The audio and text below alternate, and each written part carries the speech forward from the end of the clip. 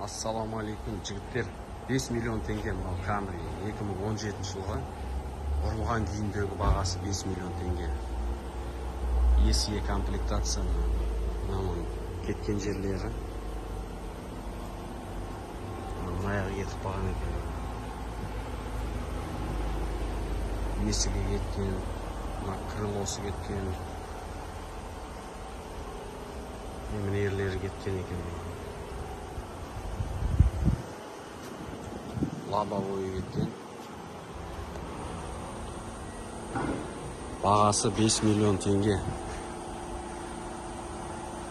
Жұмысына примерно 1 миллион теңгедей кетеді. 6 миллион болады. Сонан кейін доставкасы бар, анау-мынау бар. Сонымен бұл машина примерно 12 миллион теңгеге кетеді Қазақстанға под ключке.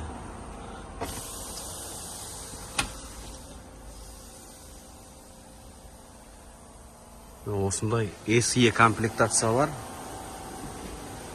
Грубо есептегенде 12 миллион теңге под ключ болады.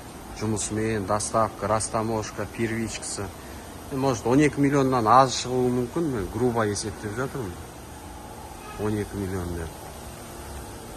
Крышасы сау екен.